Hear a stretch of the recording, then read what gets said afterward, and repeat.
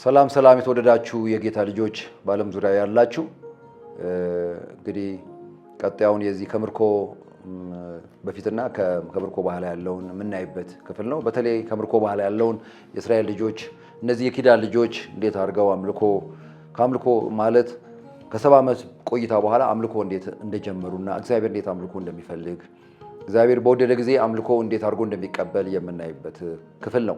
በዚህ ክፍል ላይ እንደምታስታውሱት ባለፈው ትምህርታችን የሰለሞን ቤተ መቅደስ በታላቅ ሁኔታ እግዚአብሔር የከበረበት፣ እግዚአብሔር ትልቅ የሆነበት፣ እግዚአብሔር ከፍ ብሎ የተመሰገነበት፣ መቅደሱ ውስጥ ደመናው ካህናቱ መቆም እስኪያቅታቸው የተገለጠበት፣ በመቅደሱ ዙሪያ ደግሞ ሰዎች እየመጡ የሚጽናኑበት መቅደስ እንደነበረ ያም ኪዳን እንደቀጠለ ታስታውሳላችሁ። በተለይ ኢዮሳፍጥ ላይ የምታስታውሱ ከሆነ እሱን ክፍል እንትን ብየዋለሁ ማለት አልፌዋለሁ። ከዚህኛው ጋር በማያያዝ ምንድነው የሚለው እሱ ክፍል ላይ ድብቅ ጦር መጥቶ በተናገረበት ጊዜ በተወጋበት ጊዜ ያን ሐሳብ እግዚአብሔር እንዴት አድርጎ ማለት ምንድነው ክብሩ እንደገለጠ ታስታውሳላችሁ። እና ዝማሬ በጀመሩ ጊዜ ድብቅ ጦር ወጥቶ መታቸው። የት ነው ግን ሄዶ ጸሎቱን የጸለየ ነው? በሰለሞን አደባባይ ላይ ኪዳን ስለነበረው መቅደሱ ምንም በዚህ የሚጸለይ ጸሎት ሁሉ ይሰማል ስለሚል ኢዮሳፍጥ ቀጥታ ሄዶ የሰለሞን አደባባይ ላይ ቆሞ አምላካችን አንተ ብሎ አይኖቻችን ወደ አንተ ናቸው ብሎ ከልጅ እስከ አዋቂ በጸሎት ዋሉ ይላል። እግዚአብሔርም መልእክት መጣ። ምን የሚል ሰልፉ የኔ ነው የሚል በሕዝኤል በሚባለው ላይ በዚህ ላይ እናንተ አትዋጉም አላቸው። ድብቅ ጦር ወጥቶ እንዴት እንደተመታ ጌጠኛ ልብሳቸውን ለብሰው ቆሙ። ምን የሚለው መዝሙር ዘመሩ? የአባቶቻቸው መዝሙር ምን የሚለውን ቸር ነውና ምሕረቱ ለዘላለም ነውና እግዚአብሔር ያመስግኑ የሚለውን መዝሙር በዘመሩ ጊዜ ድብቅ ጦር ወጥቶ መታቸው እና የአባቶቻቸውን አምላክ የአባቶቻቸውን ዝማሬ ዘመሩት። አሁንም አደራ እምላችሁ፣ አሁንም ደጋግሜ በትምህርቴ መካከል ማስጠንቀቃችሁ ከእግዚአብሔር ውጭ ሌላ ነገር እንዲመለክ እግዚአብሔር አይፈልግም። ብቻውን መመለክ ያለበት። ማሸነፍ ከፈለጋችሁ፣ ሩቅ መንገድ መሄድ ከፈለጋችሁ ከእግዚአብሔር ውጭ ሌላ ነገር እንዳታመልኩ፣ ከእግዚአብሔር ውጭ ለማንም እንዳትዘምሩ፣ እግዚአብሔርን ብቻ አመስግኑት፣ ጌታን ብቻ አምልኩ። ያን ጊዜ ሩቅ አባቶቻችን እሱን ነው ያስተማሩን፣ የነገሩን እሱን ነው። መጽሐፍም የሚነግረን እሱን ነው፣ የሚያወራልን እሱ ነው። ከኔ ውጭ ሌላ አምላክ አታምልክ ነው የሚለው። እንግዲህ መቅደሱ በሁለተኛ ዜና መጨረሻ ላይ አደጋ አጋጠመ። ምዕራፍ 36 ቁጥር 11 ላይ ሴዴቅያስ በነገሰ በጀመረ ጊዜ የ21 ዓመት ጎልማሳ ነበር ይላል። በኢየሩሳሌምም 11 ዓመት ነገሰ። በአምላኩም በእግዚአብሔር ፊት ክፉ አደረገ። በእግዚአብሔር አፍ በተነገረው በነቢዩ በኤርምያስ ፊት ራሱን አላዋረደም። ደግሞም በእግዚአብሔር አምሎት በነበረው በንጉሥ ናቡከደነፆር ላይ አመፀ። ወደ እስራኤልም አምላክ ወደ እግዚአብሔር እንዳይመለስ አንገቱን አደነደነ ይላል። ልቡንም አጠነከረ፣ እንደ ፈርዖን ማለት ነው። ደግሞም የካህናቱን አለቆች ሁሉ ሕዝቡንም እንደ አሕዛብ ሁሉ ያሉ ርኩሰት ሁሉ መተላለፍን አበዙ። በኢየሩሳሌም የተቀደሰውን የእግዚአብሔር ቤት አረከሱ። ያንን የመሰለ የከበረ መቅደስ፣ ያንን ስንቶች የሚጽናኑበት፣ ስንት የእስራኤል ሽማግሌዎች ስንቱ ያያዘነ የሚጽናናበትን ያን መቅደስ አረከሰው።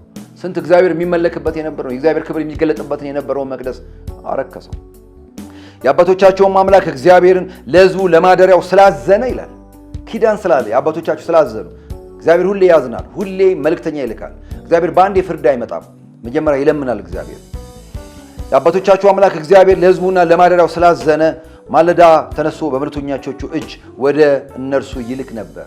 ተመለስ የሚል ማለት ነው። ተው የሚል ማለት ነው።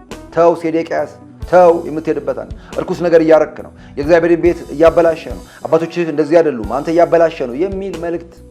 እሱ ግን ይላል እነርሱ ግን የእግዚአብሔርን ቁጣ በሕዝቡ ላይ እስኪመጣ ድረስ ፈውስ እስከማይገኝለት ድረስ በእግዚአብሔር መልእክተኞች ይሳለቁ ነበር፣ ቃሎቹንም ያቃልሉ ነበር፣ በነቢያቱም ላይ ያፌዙ ነበር ይላል። እግዚአብሔር ላይ ያፌዙናሉ፣ መልእክተኞቹ ይንቃሉ። ተው ተመለሱ። እግዚአብሔር ሲናገር እውነተኛ የሆነ መልእክት ሲመጣ እግዚአብሔር ተመለሱ ሲል፣ ጸልዩ ሲል፣ ከዚህ ጥፋት ተመለሱ ባካችሁ ሲል እግዚአብሔርን መስማት እንዴት መልካም ነው። ያለዛ ጥፋቱ ከባድ። ከዚህ ክፍል የምንማረው እሱ የእግዚአብሔር ቤተ መቅደስ ያ የሚመለክበት እግዚአብሔር የሚከብርበት የነበረው አምልኮ ይቀበልበት የነበረው የዜማ ዕቃዎች ስንት ይደረጉበት የነበረው መለከት ይነፉበት የነበረው ቸር ነውና ምሕረቱ ለዘላለም ነውና እየተባለ እግዚአብሔር ይመለክበት የነበረው መቅደስ አበላሽ፣ አስፈረሰ። ከዛም እግዚአብሔር የከላዳውያን ንጉሥ አመጣባቸው። እርሱም ጎልማሶች በቤተ መቅደስ ውስጥ በሰይፍ ገደላቸው። ጎልማሶቹንም ቆንጃጅቶች ሽማግሌዎችንም አሮጊቶችንም አልማረም፣ ሁሉንም በእጁ አሳልፎ ሰጠው ይላል ለከላዳውያን ንጉሥ። የእግዚአብሔር ቤት ዕቃ ሁሉ ያ ውድ የሆነው ዕቃ ያ የከበረ እግዚአብሔር የሚከብርበት ዕቃ ያ ሙዚቃ መሳሪያ ያ ታላላቅ ዕቃ ትልልቅ ዕቃዎች ቅድም ሞሎጊያዎች የመቅደሱ ማደሪያ ዕቃዎቹ የታቦቱ መቀመጫ እግዚአብሔር ይከብርበት የነበሩ ዕቃዎች ሁሉ ታናሽ ቤት ዕቃ ሁሉም ታላቁን ታናሹን ይላል የእግዚአብሔርን ቤት መዝገብ የንጉሱን ያለቆቹን መዝገብ እነዚህ ሁሉ ወደ ባቢሎን ወሰዱ ይላል። ክብር ለእግዚአብሔር ይሁን። አቤት እግዚአብሔር ሲቆጣ ሲነሳ ለክብሩ መቅደሱን አፈርሳለሁ በታተነዋለሁ እንዳለ በቃ ተበታተነ አልታዘዛም። ጭራሽ ይሄ ደግሞ የባሰው ነው። ሴዴቅያስ በመሃል ያሉት ነገሥታቶች እየተመለሱም እየመጡም እንትሉ ነበር። ይሄ ደግሞ የባሰ 70 ዓመት ወርሺፑን አዘጋው። 70 ዓመት እግዚአብሔር እንዳይመለክ መቅደሱን አዘጋ አበላሽ። ከእንዲያነት ዘመን እግዚአብሔር ይጠብቀን። እግዚአብሔር እንዲያን ይጠብቀን። እግዚአብሔር ቤት አቃጠሉ፣ የኢየሩሳሌምን ቅጥር አፈረሱ፣ አዳራሾቹን በእሳት አቃጠሉ፣ መልካሙንም ዕቃውን ሁሉ አጠፉ፣ ከሰይፍም ያመለጡትን ወደ ባቢሎን ማረኳቸው። የፋርስ ንጉሥ እስኪነግስ ድረስ በንጉሥ ለልጆቻቸው ባሪያዎች ሆኑ። በኤርምያስ አፍ የተነገረው የእግዚአብሔር ቃል እንዲፈጸም ምድሪቷ ሰንበት በማድረጓ እስክታርፍ ድረስ የተፈታችበት ዘመን ሁሉ 70 ዓመት እስኪያልፍ ድረስ ሰንበት አገኘች። ክብር ለእግዚአብሔር ይሁን። ለ70 ዓመት ወርሺፕ ቆመ። እነዛ ቅሪቶቹ ከሰይፍ ያመለጡት ዕቃውን ይዘው ሄደው ባሮች ሆኑ። ለነሱ ለባቢሎን ሕዝብ ሰራተኛው ባሪያዎች ሆኑ፣ አሽከሩ ሆኑ። ያሳዝናል በጣም። እነዛ እግዚአብሔርን ያመልኩ የነበሩ ቸርነውና የሉ እያሉ በዜማ ዕቃ እግዚአብሔርን የሚያከብሩ ሁሉ ሄዱ። እንደዚህ ነው እግዚአብሔር ለመታዘዝ በአንድ ሰው ምክንያት እግዚአብሔር ሊያደረገ። ከዛም አሰባቸው እግዚአብሔር። ከምርኮ መልስ ብዬ ማሰበው ይሄ ነው። ከምርኮ በፊት ይሄ ነበር። ከምርኮ መልስ ምን እንደሆነ እንማራለን።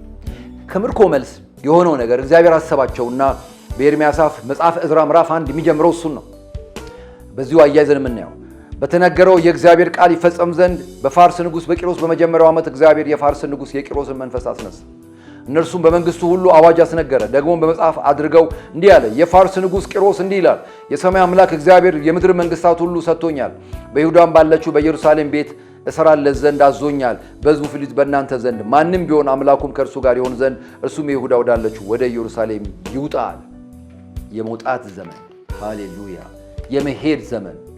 አባቶቻቸው ያመልኩበት የነበረውን መቅደስ ከእንደገና ሊሰሩ የእግዚአብሔርን ቤት ሰርተው ከእንደገና ሊያመልኩ መንገድ ጀመሩ፣ ጉዞ ጀመሩ። ተፈቀደላቸው። የቂሮስ መንፈስ እግዚአብሔር አስነሳ። ቃሉ በኤርምያስ አፍ የተነገረው ቃል በፋርስ ንጉሥ በቂሮስ በመጀመሪያው ዓመት ማንም የለም ማኔጅ የሚያደርግ። ስለዚህ የቂሮስ መንፈስ መነሳት አለበት። በኢየሩሳሌም ማንም የለም፣ እስራኤል ማንም የለም። እግዚአብሔር የፈለገውን ያስነሳል፣ የፈለገውን ያዛል። አምልኮ ሲፈልግ ሲወድ ቤቱ እንዲሰራለት ሲፈልግ የፈለገውን ሰው ያዛል። የሚገርም ነው ይህ ክፍል እንዴት እንደሚያስተምረን። ምዕራፍ 3 ላይ ስንሄድ ዕዝራ ምዕራፍ 3 ላይ ዋና የሆነውን ትምህርቴን ከምርኮ መልስ ምን እንደሚመስል እንድናይ ነው የኔ ፍላጎት። እግዚአብሔር ብዙ ዘመን ቆይተው ሰዎች ሲመጡ ብዙ ጊዜ አምልኮ ዝማሬ ይጠፋባቸዋል። እንዴት ማምለክ እንዳለባቸው ማለት ይጠፋባቸዋል። ከዚህ ክፍል ግን ብዙ ነገር እንማራለን።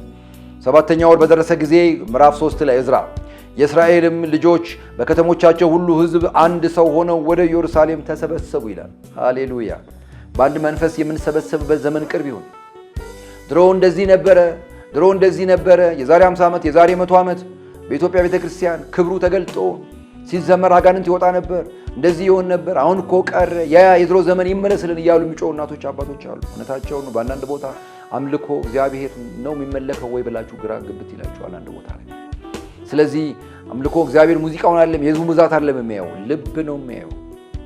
አቤልና ቃየል መስዋዕትን አቀረቡ፣ የአንዳቸውን አልተመለከተ። ቃየል አልተመለከተ። እግዚአብሔር የማይመለከተው መስዋዕት አለ።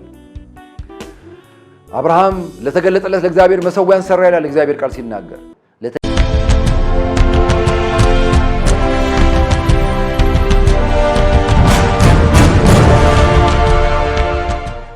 ሃሌሉያ! አናጦች የእግዚአብሔር መቅደስ መስፈርቱ ጊዜ ካህናቱ ልብሳቸው ለብሰው መለከቱን ይዘው ቀድሞ አባቶቻቸው ያደረጉት እንደነበረ ማለት ነው። የአሳፍ ልጆች ሌዋውያን ጸናጽል ይዘው እንደ እስራኤል ንጉሥ እንደ ዳዊት ሥርዓት እግዚአብሔር ያመሰግኑ ዘንድ ቆሙ ይላል። የኢትዮጵያ